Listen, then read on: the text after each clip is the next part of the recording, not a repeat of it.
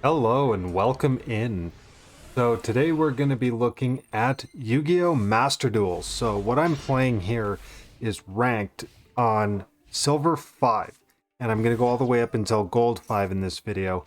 And what I'm playing is an Interrupter deck, which is built on stifling special summoning. So you'll see really quickly here that it is very effective. And there's going to be a couple key cards that are going to come up a lot as part of the playthrough. Jaugen the Spiritualist, Barrier Statue of the Drought, and Fossil Dyna Pachycephalo, I think is how that's spelled. Those are all cards that when they get summoned, they prevent special summoning beyond that.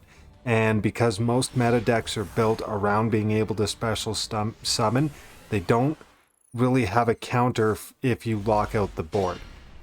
So there are a few other cards that really make my job a lot easier in this. Time Tearing Morganite is great because I give up the ability to have hand traps. In exchange, basically I get to draw 2 cards each turn. A lot of the cards here, like I believe that's Mirror Shield, I will always gain whatever power I need plus 100 to beat anything I combat with. Cosmos there is for banishing cards, so that's really important because a lot of decks nowadays really like to use the graveyard as a second hand. So things like what's the card I'm thinking of? Dimensional Fissure and blanking on it. It was the one I just played. Macrocosmos, sorry.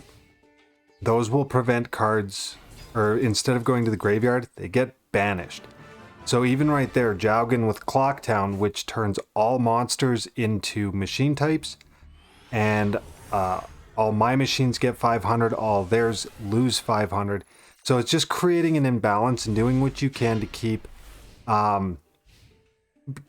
the monsters on the field that are going to be able to stifle the ability to special summon and freely move between the deck, the graveyard, the hand. That's really all it is.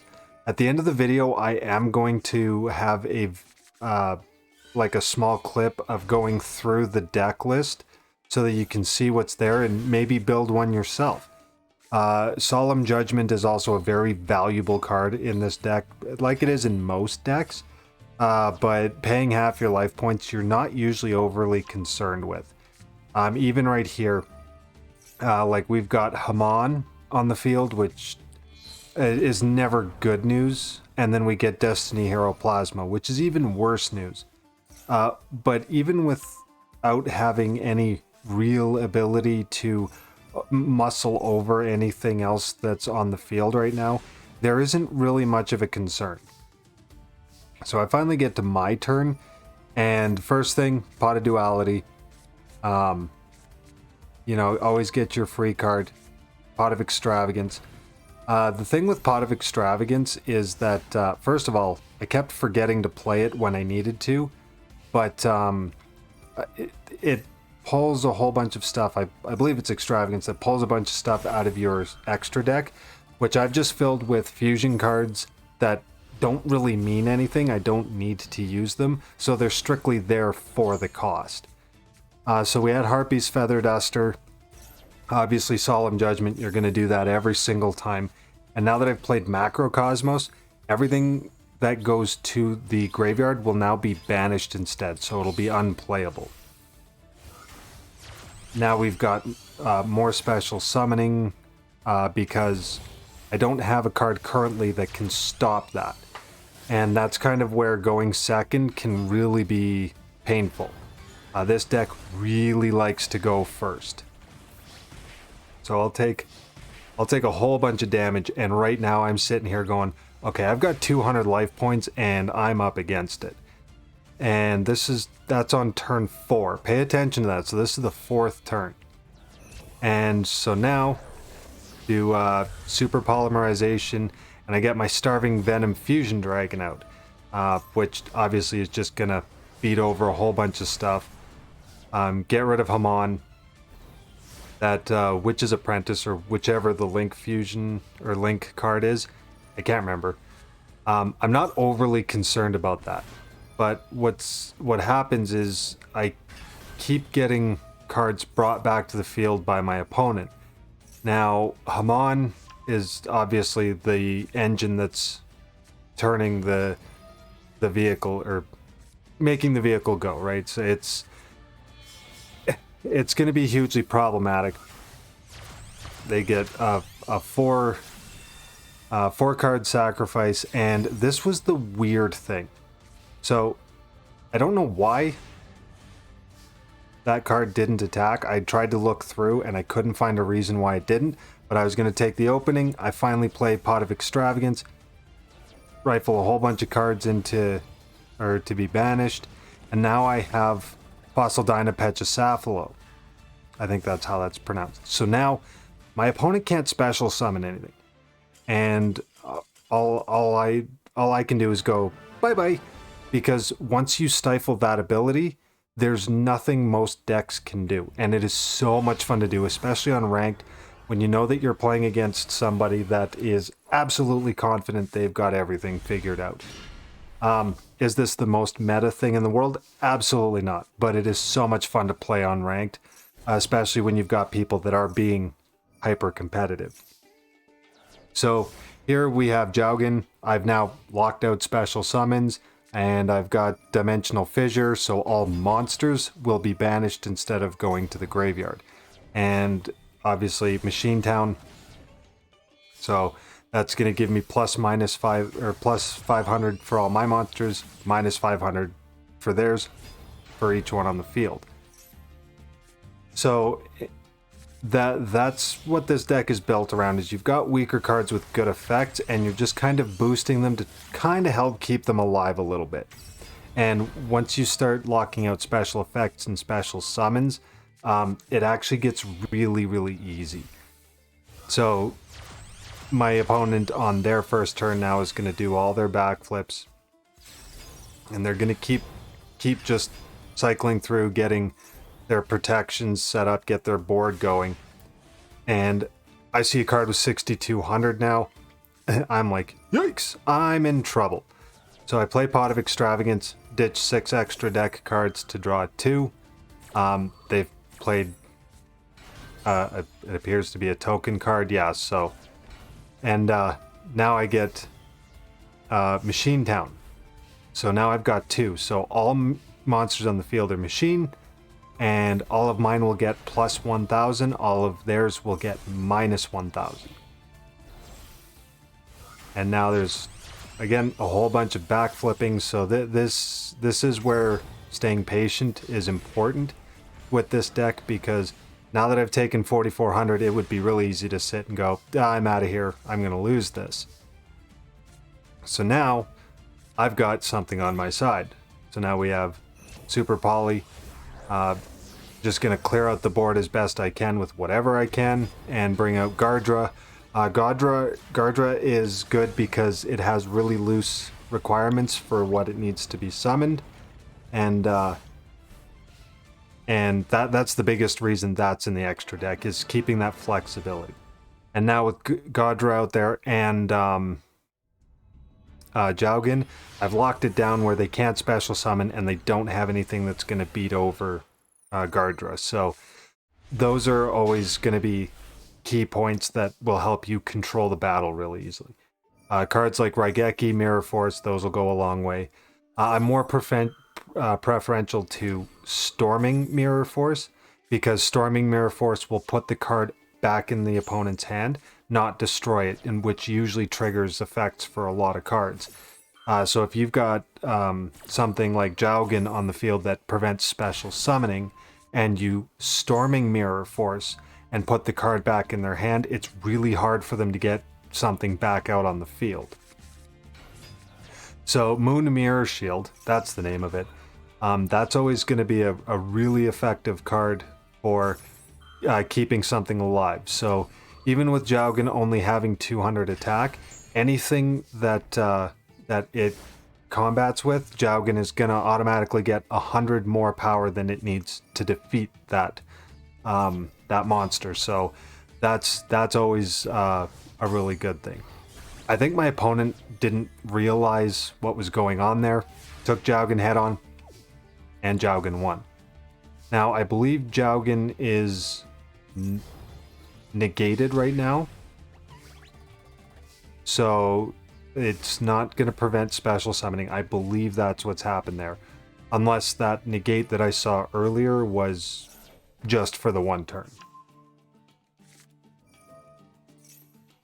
So, and this was the battle that kind of made me realize that there's really something to this deck, because Labyrinth is a top 2 deck in the meta at the time I'm recording this video. So I did take on a Snake Eyes as well. I lost that one, but it was really close. It's the closest I've ever come to beating a Snake Eyes deck. So yeah, again, I will post something at the end of the video going through the deck build, and you can go through and maybe build the same deck and go have some fun with it. Because like I said, at the end of the day, this deck is, if nothing else, if it's not competitive, it's fun, because you know whoever's playing against it is losing their mind.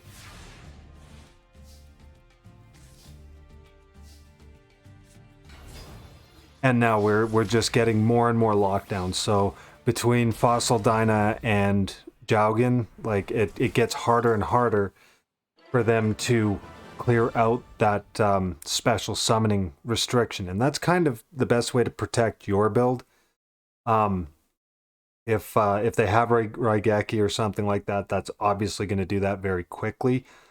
So whenever I play that situation, I definitely find that I'm going to be holding on to one of those, just because if my board gets wiped, I need something to be able to play down right away to stop special summoning. So yeah, that's how that deck is played, and it is so much fun. I strongly recommend it. And yeah, now we'll move on to the deck build so that you can do you can go through each card and see if it's a build that you'd like to do. Okay, and now we're at the deck building portion. So it's just going to be a quick overview of just what the cards are and the idea behind them. So first and foremost, like I had played a lot, Jowgen the Spiritualist. So you can discard one random card from your hand to the graveyard, destroy all special summon monsters on the field. So that effect is really good if your opponent already has a bunch of stuff set up. So that's a good thing. And then neither player can special summon monsters. Obviously, if that's what we're negating, we're trying to avoid doing that anyway. Barrier Statue of the Drought. Neither player can special summon monsters except earth monsters. That's really good because it's not common to see a lot of earth monsters. So that has its inherent uses. Fossil Dyna Pachycephalo. If this card is flipped face up, destroy all special summon monsters on the field. Neither player can special summon monsters after that. So again, this is all about getting rid of special summon monsters and then preventing it from happening moving forward. Inspector Border, which is limited, same thing. It also limits how many you can special summon after. Dimension Shifter. This card is really good if you have no cards in your graveyard. So if you get this like first hand or something, you can send this card from the hand to the graveyard until the end of the next turn. Any card that is sent to the graveyard is banished instead. So if your opponent starts special summoning and doing all that fun stuff after you've activated the quick effect, then their cards start banishing and they can't continue the combos. So after that, then we have cards like Raigeki, pretty straightforward. Pot of Duality, again, just to get a little bit of draw power. Pot of Desires, it's the same thing. I don't like always using Pot of Desires because you banish 10 cards from the top of your deck, but I found that with this deck, that doesn't seem to be hugely problematic. So not a bad option. Pot of Extravagance, which is why my extra deck looks the way it does. Same idea, so you banish 3 or 6 cards, and for every 3 cards, you can draw one. Time Tearing Morganite is a really good card that you always want to play as soon as you get it. So you can't activate hand traps, which we don't have. And then you can draw 2 cards instead of 1. You can conduct 2 normal summons or sets per turn, not just 1. So obviously that's hugely helpful. And you can banish this card from your graveyard, then discard 1 Time Tearing Morganite. Your opponent cannot activate monster effects when you normal summon this turn. So that can kind of help bring a little bit of summoning protection. Moon Mirror Shield, again, that was displayed in the video, so that'll always equal your opponent's attack or defense plus 100. So in theory, you should win the battle each time. Necro Valley is good when it comes up. I can't really see a justification to put more than 1 in, but if you do have it on the field, cards in the graveyard cannot be banished. So if there is stuff in the graveyard, they can't be banished as a cost, so that can prevent your opponent from activating some of their combos. Dimensional Fissure, it's pretty straightforward. It's just a continuous spell. Any monster sent to the graveyard is banished instead. Clockwork Knight, this is kind of what gives your monsters their staying power, and can kind of balance the playfield a little bit. So every monster becomes a machine monster, which is also important for some of your fusion summons, because if they're the same type but a different attribute, then that's the requirements for at least one of them. And then every machine monster that you control gains 500 attack and defense, and every machine monster that your opponent controls loses 500 attack defense. So that can level things off. Super Polymerization is fantastic because you just discard 1 card, and then you can fusion summon 1 monster with anything that's on the field, so you can get rid of some of your opponent's monsters to create that option. Mirror Force is an okay option. It's basically just there just to kind of give a little bit of reversal power, but it destroys all your opponent's attack position monsters. Like I've said, I prefer Storming Mirror Force. When an opponent's monster declares an attack, return all your opponent's attack position monsters to their hand. So again, that largely will prevent effects from activating that would normally be activated when they go to the graveyard. And yeah, so, and if you've got something like Jowgen already on the field, then what's happened is you've now returned cards to the hand, and they're increasingly difficult to try and get back out on the field. So that'll give you a little bit better field control. Solemn Judgment, that's obviously a no-brainer, even if it is half your life points. This I even showed in one battle. Even sitting on 200 life points, you still stand a chance. So I wouldn't worry too much about the cost of this card. And just being able to negate anything, obviously, is a huge benefit. Macrocosmos is a fantastic card. Continuous trap spell, so it can be activated on your opponent's turn as well. And while this card is face up on the field, any card sent to the graveyard is banished instead. So again, that's a combo breaking card, so getting that on the field sooner rather than later is really important. And Crackdown. Crackdown has actually gotten me out of a couple sticky situations. You take control of any monster you pick on your opponent's side of the field, and it can't do anything but sit there. And for a lot of cards that you'll use this for, that's all you need them to do is just sit there, largely just so that your opponent can't use them. And then we move down to the extra deck. So Mud Dragon of the Swamp is fantastic because it's any 2 monsters with the same attribute but different types.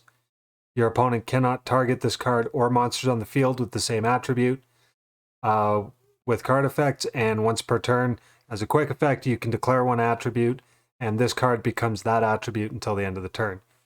So likely you're going to be picking either a light type or an earth type, and that'll give you a little extra protection if you can get Mud Dragon of the Swamp out on the field. Fossil Machine Skull Buggy is there for Pot of Extravagance. Same thing with Parapsychroid, although that's come up a couple times and I've actually used it. Tank Cannon, Darkblade, Garura Wings of the Resonant Life. It's 2 monsters with the same type and attribute but different names. So that can help. That can loosen up some of your requirements for getting something on the field pretty easily.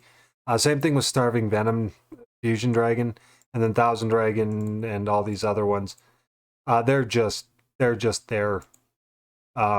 again largely to pay the cost of Pot of Extravagance.